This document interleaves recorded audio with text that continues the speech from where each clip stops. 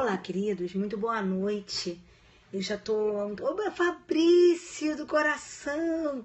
Um beijo enorme para você, querido, por saudade de você. Que tudo esteja maravilhoso aí com você, meu amigo querido. Te mando todas as melhores vibrações do mundo e desejo que você esteja feliz. Acima de tudo, que você esteja muito feliz, viu? Porque só assim que vale a pena, né, Fabrício? Só assim que vale a pena, né, meu amigo? Deus proteja você aí, viu, meu amor? Olha, Fabrício é um querido, gente. Vocês conhecem o professor Fabrício? Quem não segue o professor Fabrício Bastos, um professor espetacular, um estupendo, o nosso galã de processo civil, uma coisa linda, maravilhosa, um amigo querido demais. Deus te proteja, Fabrício, um beijo enorme para você, meu amigo. Também Zuca entrando aí.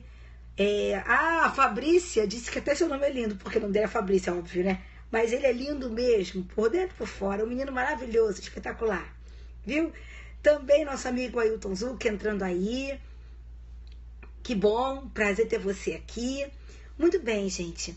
Eu já estou há um tempo para falar aqui sobre essa lei.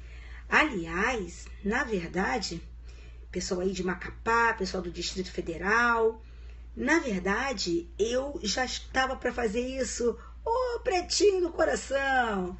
Pretinha, né? Pretinha. Olha só.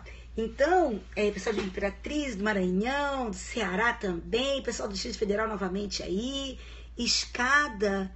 Eu não conheço Escada em Pernambuco. Caramba! Para mim é nova. Eu não conheço, meu amor. Depois você me diz aí onde fica a Escada. Pessoal de São Gonçalo. Pessoal de Descalvado também em São Paulo, de Belém do Pará, de Montes Claros, Minas Gerais, São Luís do Maranhão, Belém e Flamengo. Belém, Flamengo não, Belém tudo bem, Flamengo jamais. Magé, Natal, Rio Grande do Norte. É perto de Recife, a cidade que eu falei pra você que eu não conhecia.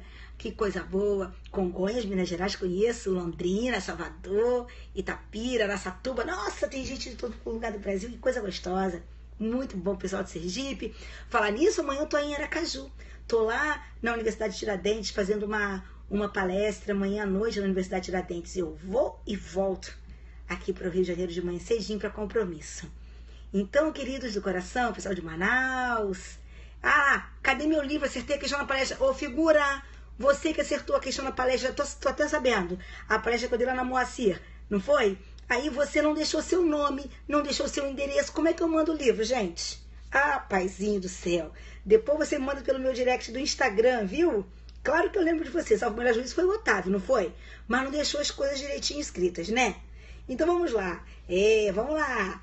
Então, gente, continuando aqui a nossa live. Aliás, entrando mesmo, né? Com um bando de coração... para vocês. Vamos lá. Continuando aqui. Obrigada, Tavinho. Obrigada, meu amor.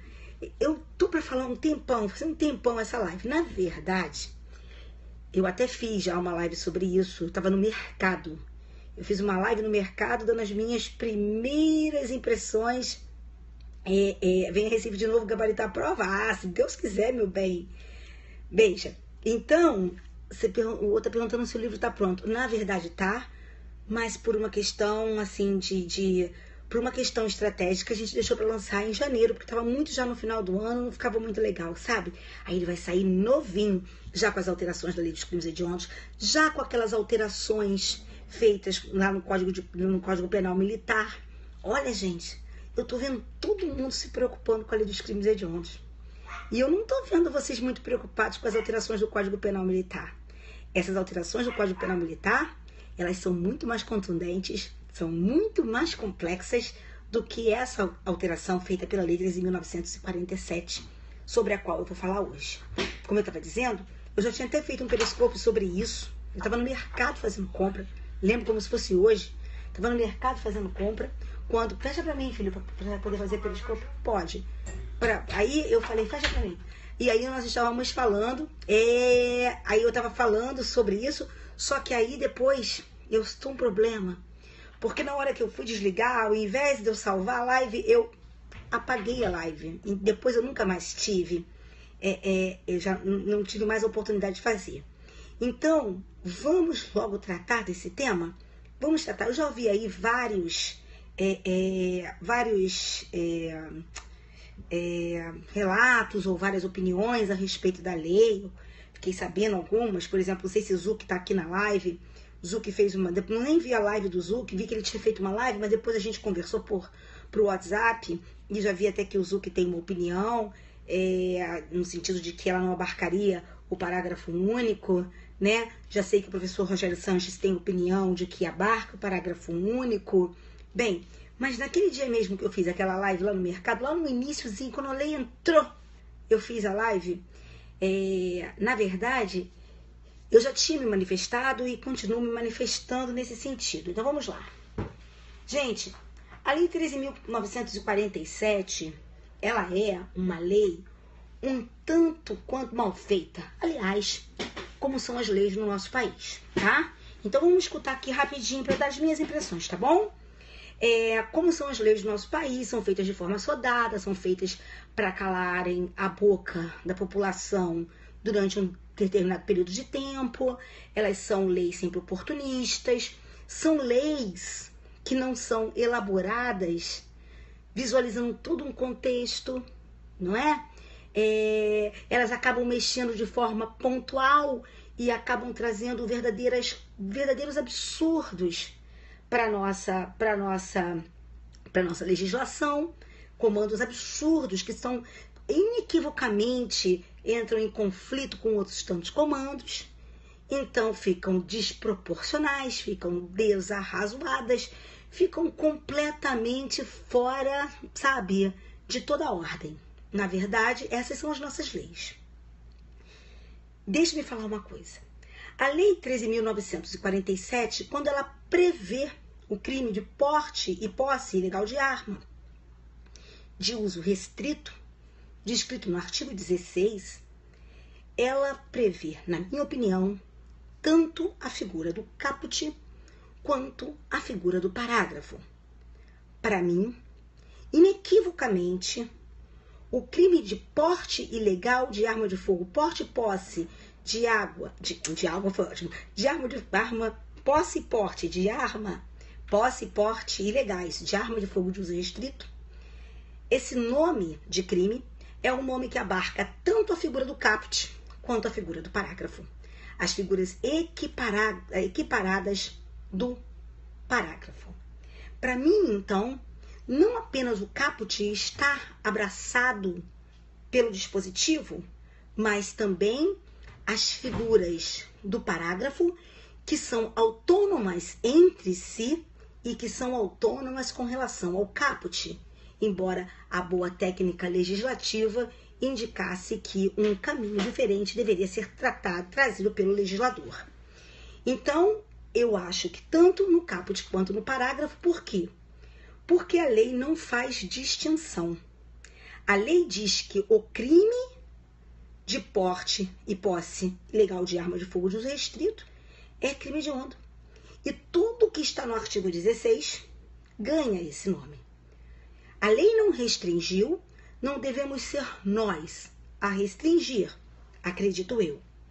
Também não me convencem as opiniões, embora as respeite muito, claro, não me convencem as opiniões de que no processo de elaboração da lei, certo? No processo de elaboração da lei, que nós tenhamos, que o objetivo tenha sido a preocupação com a questão das armas de uso restrito e proibido, porque são armas com potencialidade lesiva maior, são armas que estão de acordo com a nossa legislação e de acordo com a classificação que a elas é dada, elas são muito mais lesivas do que as outras e que, portanto, mereceriam esse tratamento, certo? Então, vamos lá. Então, uma primeira posição minha é que isso para mim não me convence. Porque, a rigor, quando nós falamos sobre essa questão, nós precisamos também saber que existem outros crimes que podem envolver arma de fogo de uso restrito e proibido e que não estão trazidas aqui Gente, vocês podem parar de se ofender aí na live, gente? Vocês estão se ofendendo aí na live? Nossa, não, olha só, eu até já vi que o querido aí não tá falando comigo, é com uma colega. Mas vamos, olha só, gente, vamos nos respeitar. Nós estamos aqui, olha só, deixa eu falar uma coisa pra vocês. Não, eu não vou bloquear, não. Sabe por quê que eu não vou bloquear? Tem dois aí brigando, sabe? Mas olha aqui, gente, se vocês estão brigando por conta de quê? Sabe? Bem, se tá errado, se não tá errado, não sei se tá errado, se tá errado. Entende? Eu só quero saber o seguinte: parem de se ofender aí na live, porque senão eu vou bloquear quem tá se ofendendo. Sabe, gente? Que coisa feia, a gente tá aqui estudando e a gente tá aqui para debater ideias e não é para ficar para ficar aqui brigando, se ofendendo, não, né? Isso aí é uma coisa bem... Vamos lá. Oh, meu Deus do céu. Vamos embora. Gente, pelo amor de nosso Senhor Jesus Cristo. É demais para mim. Para mim também é realmente, meu amor, é o que você falou aí. Quanto atraso, mas vamos embora. Essa lei foi publicada no dia 27. Essa lei foi publicada no dia 20. Tá difícil, né, Zuki? Você veja bem. Eu faço por amor, né? Como eu sempre digo, eu tenho 32 anos de magistério. Quando eu abro, é óbvio que pode divergir. Quando eu abro uma live para fazer uma live, eu tô, assim, pegando uma parte do meu tempo para dividir com vocês uma ideia, tô pegando uma parte do meu tempo com a minha família para dividir com vocês, a quem eu também tenho como uma família, que me acompanha, que me segue, que gosta de mim, a grande maioria, graças a Deus, porque também não tem nenhum sentido você seguir uma pessoa de quem você não gosta, com quem você não concorda, não é isso? Mas eu faço isso para que nós tenhamos a possibilidade, de bater papo, sabe? E não para ver vocês se digladiando pela internet e nem para fazerem ofensa, não é essa, não é? Meu Deus do céu, é porque uma falou que concordava, o outro falou que não concordava e chamou a outra de idiota. Meu Deus, como é que passa? Mas vamos lá, vamos continuar, não vamos dar confiança aqui não, vamos continuar, vamos quebrar tudo, então vamos lá. Então, queridos, como eu estava dizendo, para mim isso engloba tanto a figura do caput quanto a figura do parágrafo, né? E essa lei é do dia 27 de outubro de 2017. Ela é do dia 26, mas ela foi publicada no Diário Oficial da União no dia 27. Então, ela entra em vigor no dia 27. Agora, o que eu queria dizer para vocês é que, primeiro, temos essa discussão. Se seria só para o caput ou se seria para caput e parágrafo. Há quem entenda, meu amigo Zuki, por exemplo, está entendendo que é só para o caput. Eu entendo que é para o caput e para o parágrafo. O professor Rogério Sanches também entende que é para o caput e para o parágrafo.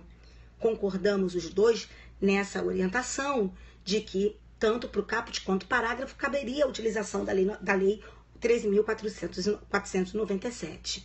Né? E como eu disse para vocês, existem outras figuras. A lei ela foi um tanto quanto incauta, porque, na verdade, existem figuras mais graves do que a posse e o porte ilegais de armas de fogo de uso restrito, que foram deixados de lado.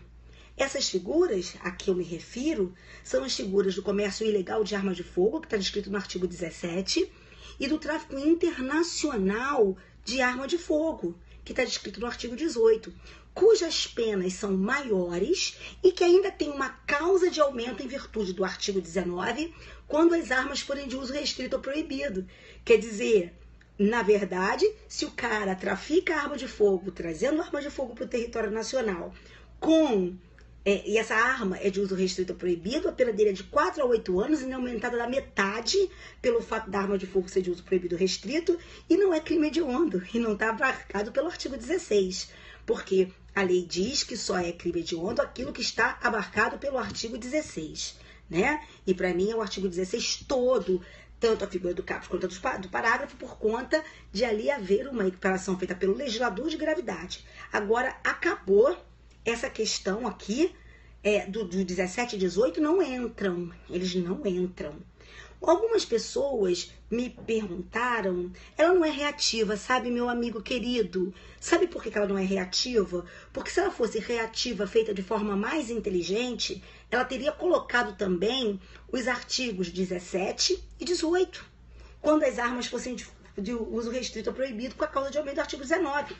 E ela não faz isso, quer dizer, trazer armas para o território nacional, vender armas na atividade comercial de forma ilegal, no artigo 17, poxa, isso é muito mais grave. E isso for fora da classificação como crime hediondo, né? Seria de uso restrito. Quem define o que são armas de uso restrito ou proibido é o Comando do Exército, nos termos do artigo 49 do decreto 5123, que nos remete ao decreto 3665 de 2000.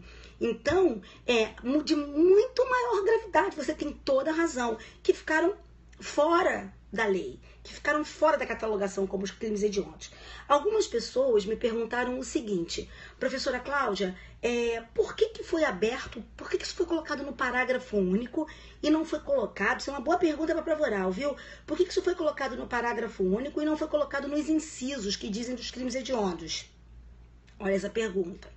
E eu poderia te dizer o seguinte: porque em todos os incisos do artigo 1º da Lei dos Crimes Hediondos, se vocês observarem todos os incisos do artigo 1º, eles dizem respeito a crimes previstos no Código Penal.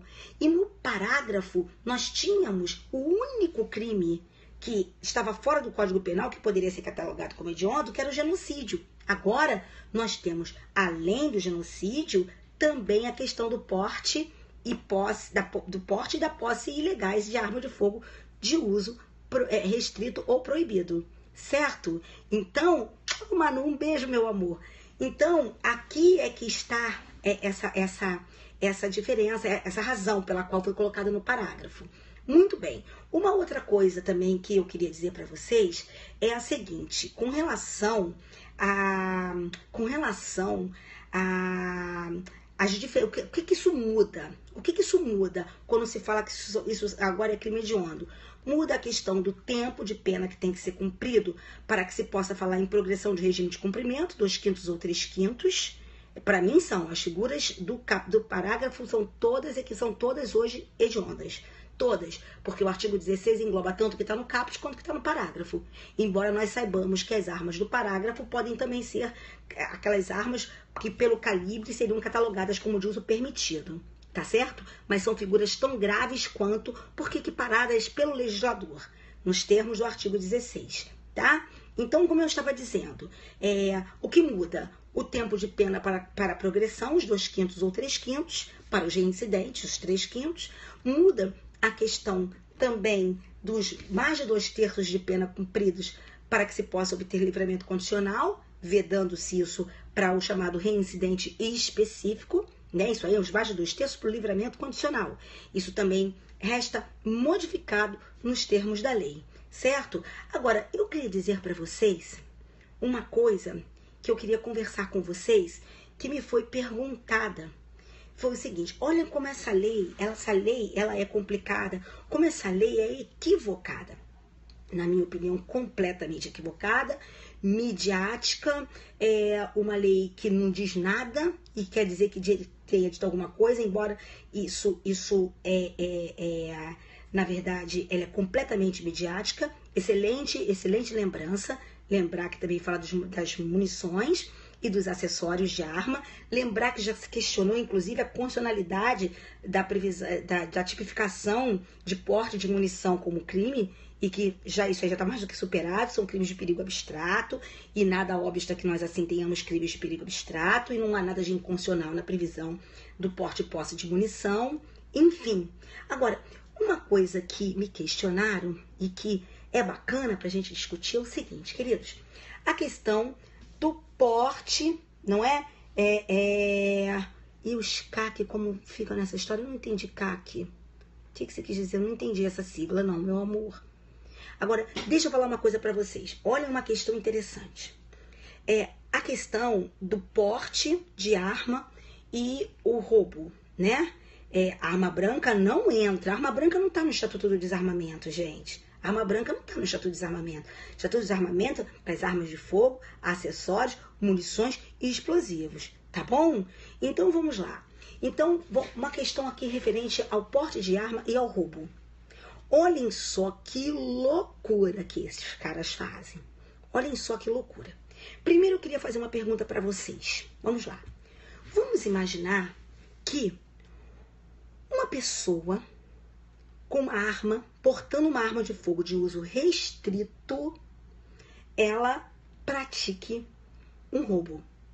Ela portando uma arma de fogo de uso restrito, venha a praticar um roubo, ok? A minha pergunta, como fica essa questão? Porque o porte de arma de fogo de uso restrito é crime hediondo. Agora, o roubo não é crime hediondo.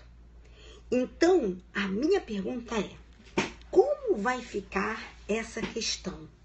Porque, olhem só, a pessoa porta uma arma de fogo de uso restrito, só porta. Artigo 16. A pessoa porta uma arma de fogo de uso restrito e pratica um crime hediondo. Como vai ficar essa questão? Aí não é hediondo? Como é que é isso?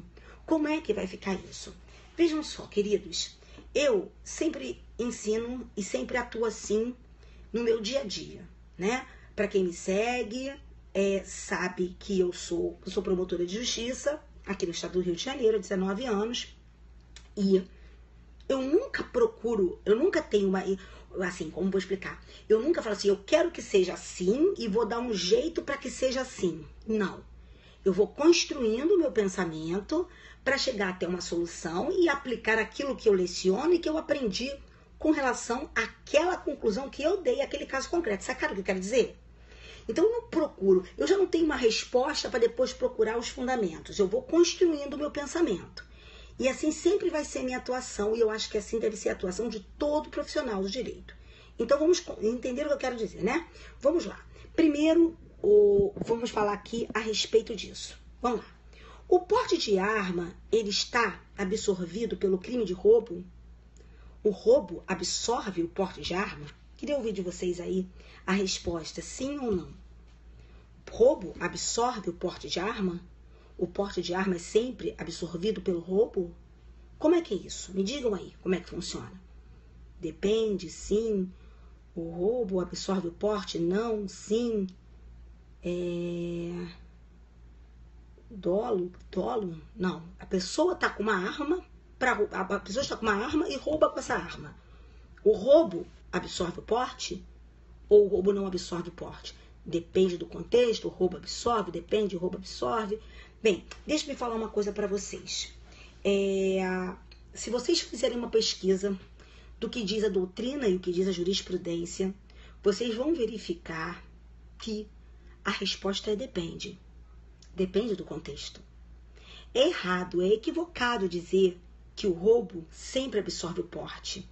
Não é verdadeiro que o roubo sempre absorva o porte.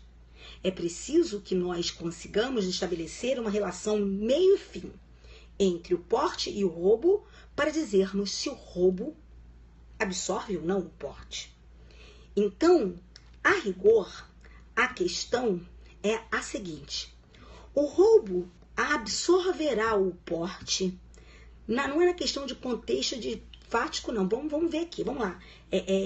Não, contexto fático, alguém colocou aqui designa, autônomo, alguma coisa. Vamos lá, vamos ver isso melhor. Olha só. O roubo absorverá o porte quando o porte tiver sido realizado para a prática daquele roubo. Quando a pessoa portava a arma para aquele roubo, para fazer aquele roubo. Então, vou imaginar o seguinte. Eu saí de casa portando uma arma para roubar. Roubei. Isso é roubo. Eu não tenho porte com roubo. Mas eu posso perfeitamente ser uma pessoa que anda por aí armada sempre e que de repente estava lá armada. Um amigo meu falou, vamos fazer um ganho aí, Cláudia. Aí surgiu uma oportunidade. eu fui lá, peguei aquela minha arma e pratiquei um roubo.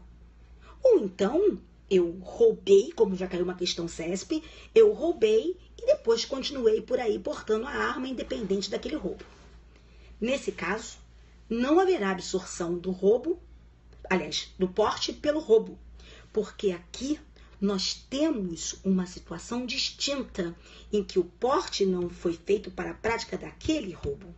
Certa vez caiu uma questão em que a pessoa saiu de casa armada, roubou várias pessoas no ônibus, continuou armada no meio da rua e no final da tarde, indo embora para casa, encontrou uma ex-namorada que havia se desligado dele por sua própria, porque não queria mais nenhum relacionamento com ele, e ele resolveu usar aquela arma para estuprar a namorada. Fica muito claro que aí o porte se deu num contexto completamente diferente do roubo, continua mesmo depois do roubo tendo sido praticado, e aí nós tínhamos o porte de arma, aliás, tínhamos o porte, tínhamos o roubo, tínhamos o estupro, tínhamos tudo isso nesse contexto aí, nesse caso contado. Muito bem. Então, você quando fala de porte para roubar, é diferente de você falar, estou portando para fazer aquele roubo, ou você falar de porte e roubar. É diferente. Eu estou portando e de repente surge uma oportunidade para um roubo, eu vou lá e roubo. Nesse caso, eu tenho os dois crimes em concurso material. Muito bem. Uma situação de porte que já fica configurada, já que se configura independente do roubo, certo?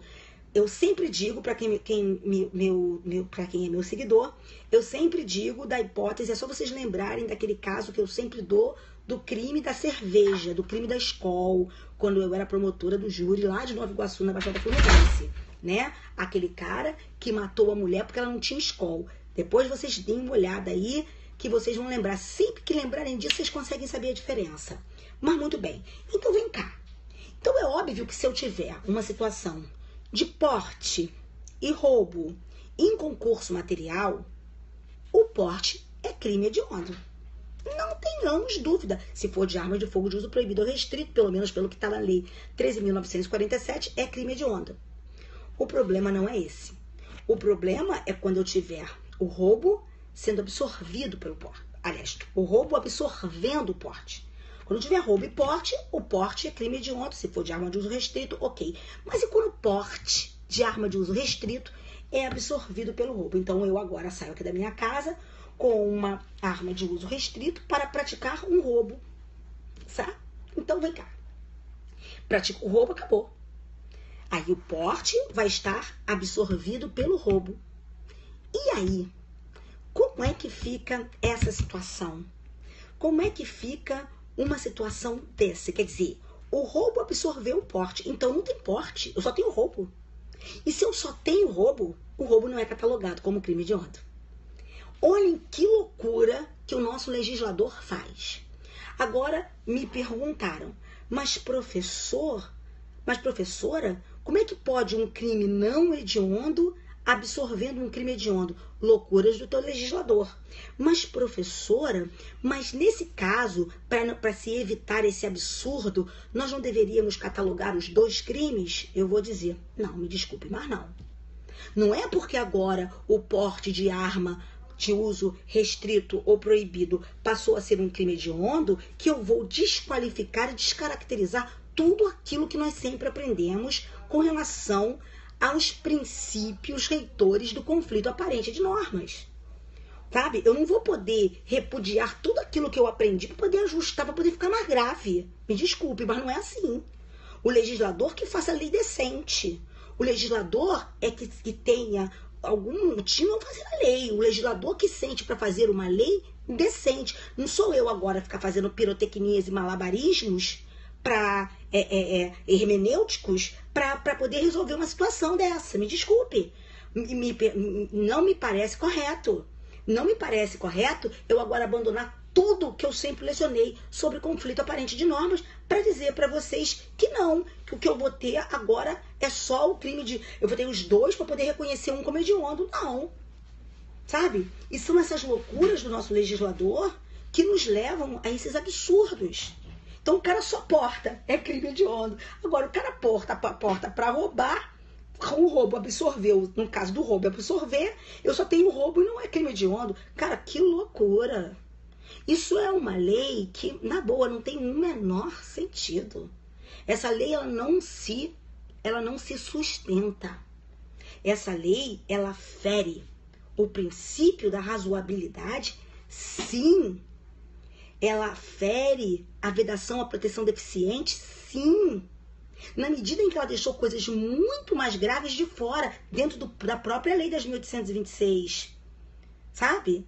Olha só, querido, não é porque olha, não existe nenhuma regra em conflito aparente de normas que diga que o crime hediondo absorve o não hediondo. Isso não existe. Não é? Quando a gente aprende as normas que regem o conflito, os princípios, perdão, que regem o conflito aparente de normas, isso a gente não aprendeu, sabe? E outra coisa, gente, aqui nós estamos diante, nós não podemos ficar, é o que eu quero dizer para vocês.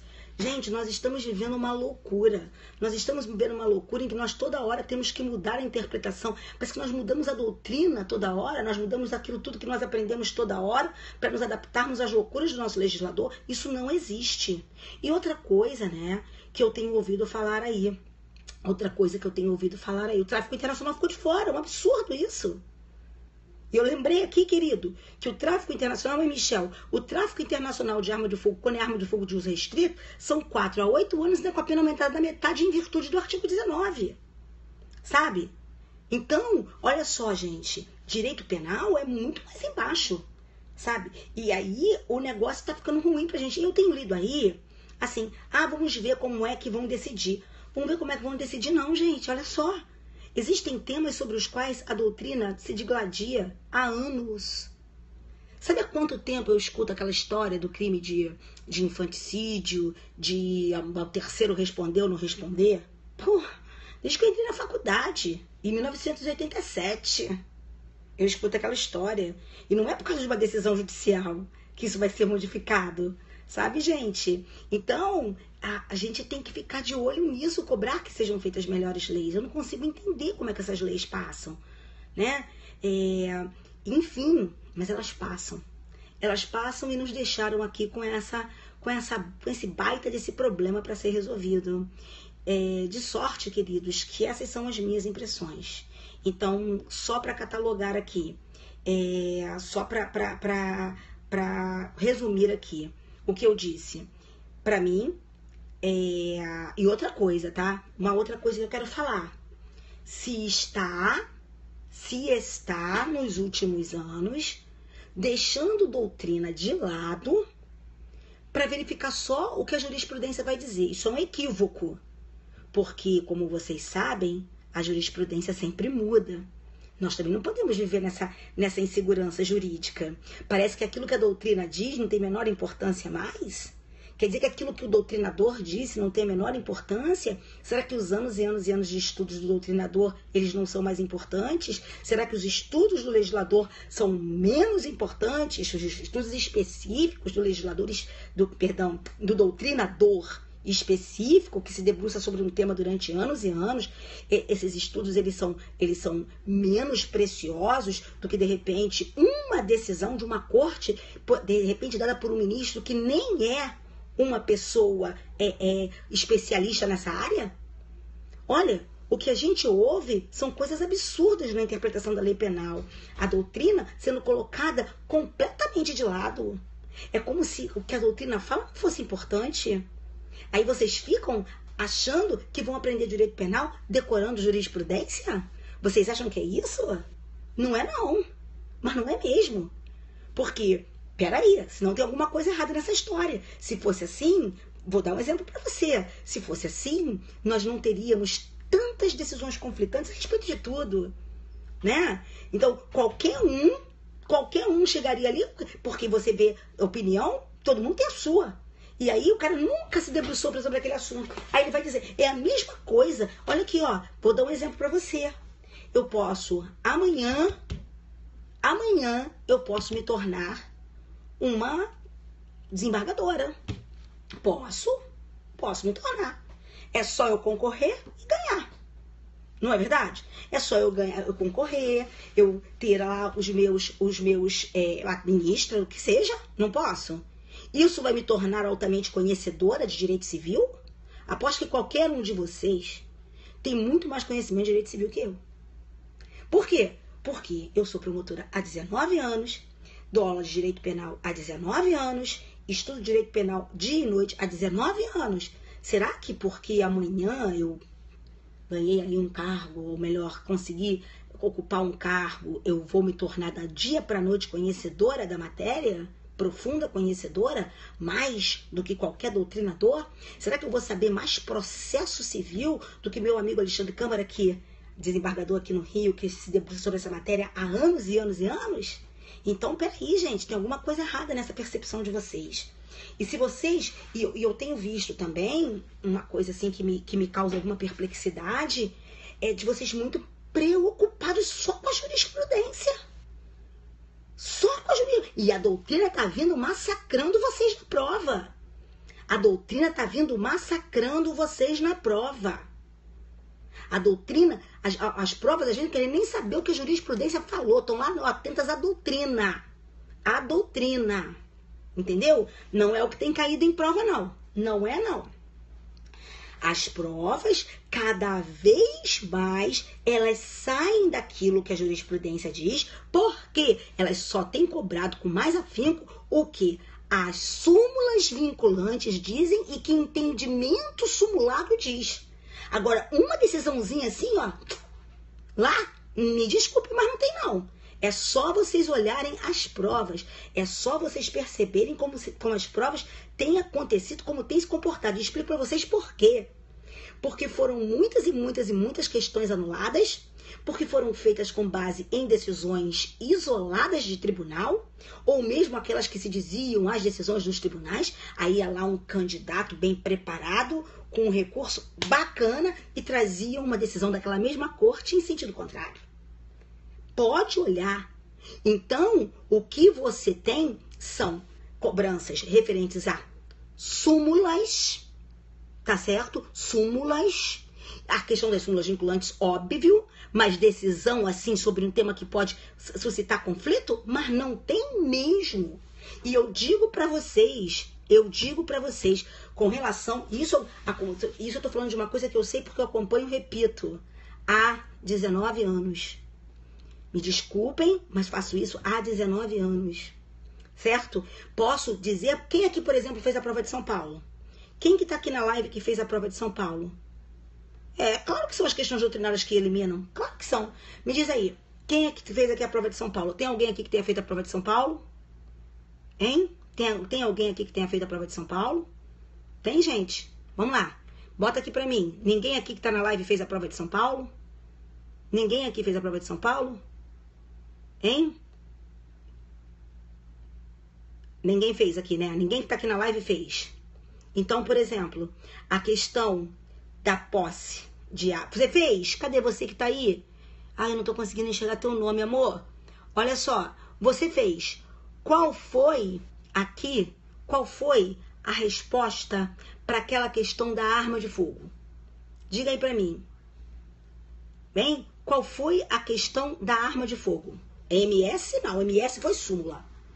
Questão, então repito, súmula, ok, tá bom? Ah, meu Deus do céu, ô Jesus amado. Vamos lá, quem aqui fez a prova de São Paulo e qual foi a questão que caiu e qual foi a resposta que caiu para aquela questão referente à arma de fogo, que até eu coloquei no meu Instagram e disse que podia dar problema. Vocês lembram dessa questão? Quem fez a questão? Pois bem, depois vocês deem uma olhada no meu Instagram, não é?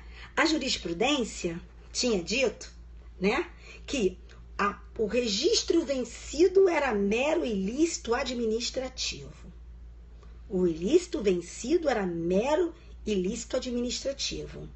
Só que houve outras decisões anteriores que diziam que o registro vencido era ausência de registro. Não é? Então, aí muita gente foi fazer a prova de São Paulo e achou o seguinte, não, botou aqui registro válido, essa aqui tá errada porque botou registro válido, e a lei e a jurisprudência dizia que não precisa ser válido, que pode estar vencido. Eu tô mentindo? Eu tô mentindo? E olha só, tudo que caiu MT, caiu com possibilidade de anulação, não é? Então vamos lá, vou repetir. Toda questão de prova que fala de jurisprudência, que você... Aí muita gente fica assim, não, mas falaram que se o registro estava vencido, professora, não era mais registro válido, então eu tenho que... Ó, falei assim, opa. Isso aí é controvertido, que já houve decisões em sentido contrário, tá? Então, olha o que acontece. 9 questões anuladas, por quê? Porque fazem questão de controvérsia jurisprudencial, de controvérsias que nós temos aí, ou questões que não estão sedimentadas, e que o pessoal vai, ó.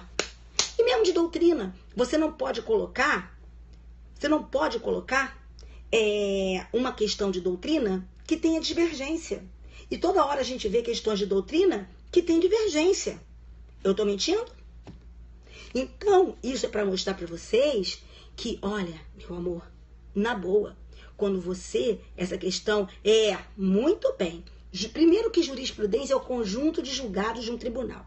Só que hoje, quando se fala em jurisprudência, se confunde jurisprudência com julgado, né? Hoje, quando se fala... É a mesma coisa quando se fala de pagode. Pagode hoje virou gênero musical. E pagode nunca foi gênero musical. Pagode antigamente era uma reunião onde se cantava samba. Mas o nome ficou gênero musical, acabou.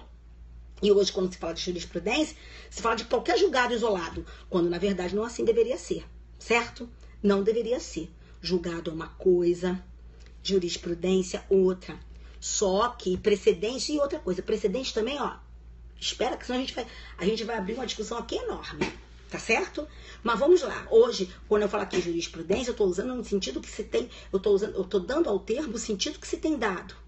Pegam um julgado e acham que aquilo é jurisprudência.